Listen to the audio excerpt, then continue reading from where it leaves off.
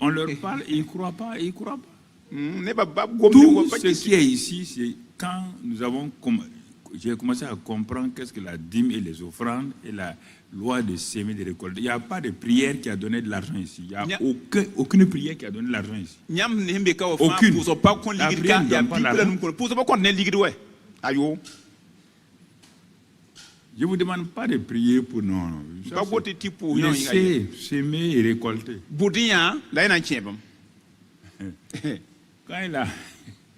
Quand j'ai dit ça, j'ai dit Seigneur, donne-moi l'occasion de rire un peu. Donc j'ai dit à mon petit là, bon, tu n'as jamais prêché chez moi. Hein? Ah, il dit non. Papa, pourtant c'est toi qui as posé les mains, tu as proclamé sur moi et tout ce ministère-là a été déclenché. Je dis oui, je sais. Bon. Dimanche soir, tu viens prêcher ici.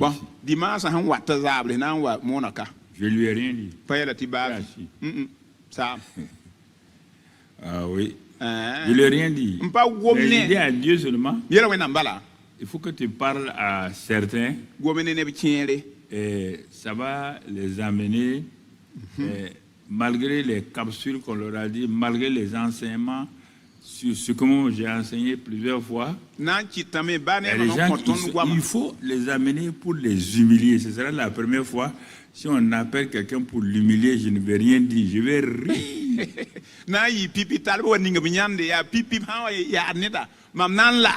Il n'a même pas prévu de prêcher sur des faits. Brusquement, vers la fin, il dit il va parler des dîmes tant.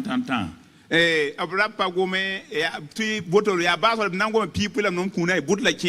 a dit ceux qui ne dorment pas, ceux qui ne font pas la dîme, là, n'ont qu'à se lever pour se répandre. Et j'ai vu toute une foule. Cette fois-ci, c'est très bien. Voleur comme ça. Voleur.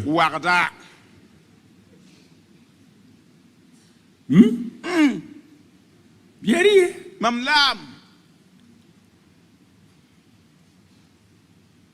Et puis il se lève. Quand tu voles l'argent de Dieu. Et on vient te dire, voleur, viens ici. Tu te lèves. Des voleurs. Ils ont rempli tout cet endroit-là. Voleur.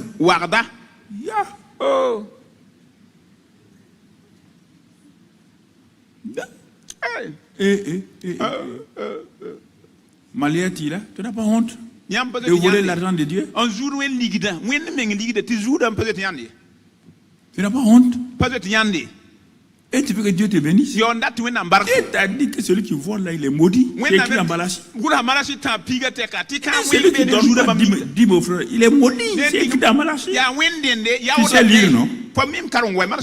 Qui va te bénir lorsque toi tu as dit on a béni un voleur?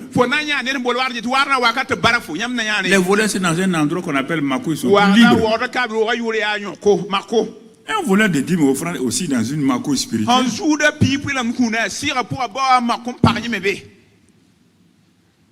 J'ai dit aujourd'hui. Parce que vous savez, il y a des choses que j'ai été voleur de dîmes au début. Quand Dieu a tout arrêté, rien ne marchait. Je vous ai dit, c'est un jeune de l'Assemblée de Dieu qui est venu avec un document. Quand j'ai pris pour lire, et que j'ai vu le témoignage d'un voleur de dîmes de Kaya. Il n'aimait pas dîmes, il n'aimait les pasteurs là, ils veulent notre argent. Donc Dieu a dit ok, très bien. À cause de ça, des dîmes, il veut aller en Côte d'Ivoire. En ce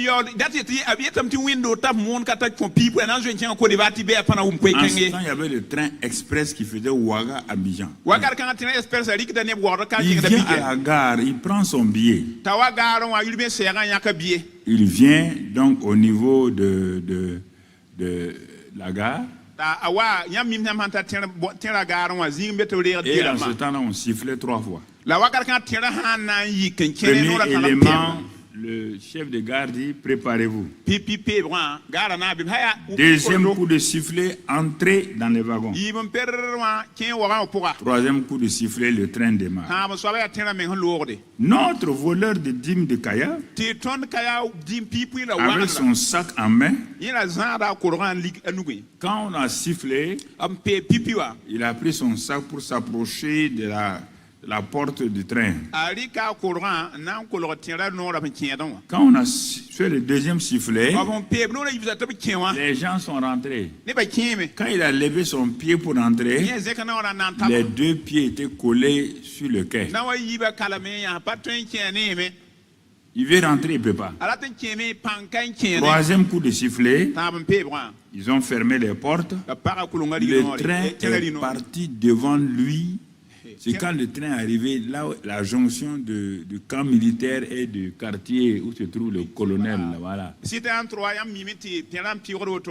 ce moment que ses pieds sont débloqués. Il a repris le car, allé à Kaya, allé confesser son péché devant son pasteur.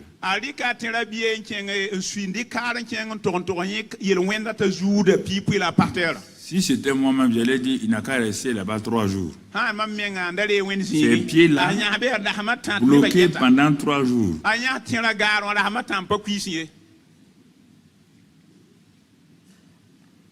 Jusqu'à présent, je ris. Hein? On vous a fait des capsules pendant 3 semaines, 4 semaines. On vous a prêché tout. Et toi, tu voles la dîme de Dieu. Et Dieu te dit que les voleurs de dîme, il dit, mais pourquoi vous me volez? Dans quoi? Dans mes dîmes et mes offrandes, vous me volez? À cause de ça, vous êtes maudits. Moi, je ne vais même plus parler de ça. C'est pourquoi je ne parlais pas. Tu es libre. Tu es voleur, reste voleur. Je ne prie pas pour ça. Un voleur, il doit arrêter de voler. Un point, un trait. Voleur et puis en même temps avare. Et tu viens devant le pasteur Karambé pour dire Alléluia, Alléluia, papa. Alléluia. Il y a fort. À derrière, à ma derrière, à quand derrière. J'ai parlé, il n'y a rien. Dieu même m'applaudit au ciel. J'ai fait une vision, je ne vais pas vous dire ça aujourd'hui. Comment j'ai vu les pasteurs partout, tous les jeunes, mes jeunes, là, les Ivan, les Yves, les Mohamed, ici, j'ai vu partout dans le monde. Dieu m'a montré ça hier nuit. Je suis couché, je dis, mais Seigneur, ça ne va pas. Le cri de Christ a refroidi. Avant de dormir, vers minuit, quand j'ai dormi, mon frère, dans mon sommeil encore, je criais à Dieu. Et je me couchais, je pleurais. Mais pourquoi les chrétiens d'aujourd'hui là ne sont pas fidèles? Mais pour qui se prennent-ils avec l'amour que tu leur as donné? Ça, c'est dans la vision maintenant. J'étais couché. Et puis à un moment donné, je me suis levé. Seigneur, s'il te plaît, envoie un feu, envoie un réveil. Envoie un réveil. Je t'en supplie. Tous ces gens-là, ils prêchent. Mais c'est pas vrai. Ils ne prêchent pas la parole. Ils prêchent leur ce qu'ils veulent, chacun veut se montrer plus grand, chacun prophétise. La mort d'un président ici, la mort on a dit la bonne nouvelle, on n'a pas dit de venir prêcher la mauvaise nouvelle. Tout ça dans la vie, tout ça dans la vision. Tu comprends? À un moment donné, j'étais vraiment découragé. Et je suis allé dans un endroit, j'ai vu que la ville de Ouagadougou, les chrétiens couraient. Pasteurs et chrétiens, ils couraient parce qu'ils savaient que quelque chose va arriver. Moi, je les ai suivis. Il dit, mais ils vont où? On est arrivé dans la vision jusqu'à la gendarmerie, le camp de gendarmerie. on est arrivé là-bas, puis j'ai regardé, il dit, mais ils vont où? Après, bon, je coupe, il y a des choses, donc le Seigneur m'a dit non de regarder. Et j'ai vu en ce moment-là tous les jeunes pasteurs que bon, je coiffe un peu, comme j'ai dit leur nom, dans le monde, et tous, je les voyais de l'autre côté, ils étaient tous bloqués. Ils criaient. J'ai dit, oui, je vous ai dit, prenons l'affaire de Dieu là au sérieux. J'ai dit, mais Seigneur, il me dit, mais qu'est-ce qu'il faut faire? Il dit, mais non, moi je veux me repentir encore, crier à Dieu. Mon frère, quand j'ai fait ça, j'ai vu une grande cour. Dans la cour, il y avait des pasteurs. Il y avait M. Paré François et Maman Rebecca. Et d'autres qui étaient là. Ils sont venus vers moi. On a parlé en Djoula. Pourquoi tu es là? Et il dit non. Il dit, bon, je coupe parce qu'il y a des parties que je ne veux pas que. C'est entre Dieu et moi. Et puis, donc, il faut qu'il y ait le feu du réveil. Donc, les deux étaient arrêtés. Monsieur a dit, donc, il faut prier. On appelle le pasteur François, on l'appelle à tout cas monsieur. Voilà. Donc, il a dit de prier. Bon, moi j'étais là.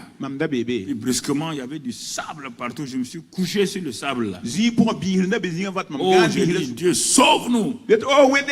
Envoie le feu. Mon frère. Quand le feu là a commencé à descendre, il est descendu d'abord sur moi, sur M. François, Rebecca et d'autres. Donc, brusquement, le feu a commencé à envahir la cour. Tous les jeunes pasteurs, vous tous, vous étiez en train de pleurer. Le feu s'étendait.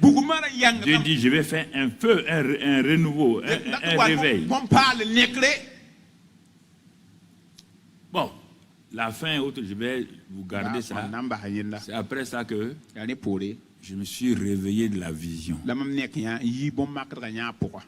J'étais content, mais en même temps un peu inquiet. Parce que ce qui est arrivé, ce feu est sorti, pas un feu jaune et blanc, je n'ai jamais vu ça. Qui est d'abord entouré monsieur et madame Rebecca, et commençait à venir. Partout je voyais les gens courir. Le feu de Dieu. Et les gens venaient par ici maintenant. Les gens venaient par ici. Les gens venaient par ici. Mon frère. Le Seigneur a parlé, et ça c'est important que tu comprennes. Je vous ai dit plein de choses. Une autre vision, ça c'est donc, ok, c'est bon. Il a dit c'est bon. Quand c'est bon, il ne faut pas jouer avec votre vie. On ne va pas terminer comme ça en queue de poisson pour dire bon non. On doit terminer avec Dieu.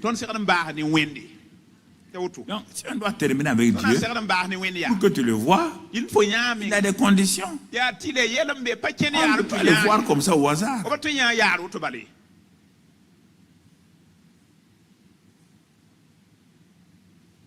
Mon seul cri, c'est ça. Que les bénédictions là, que vous ne vous accrochez pas aux bénédictions. Les bénédictions, que vous voulez ou pas, vous allez les laisser sur terre.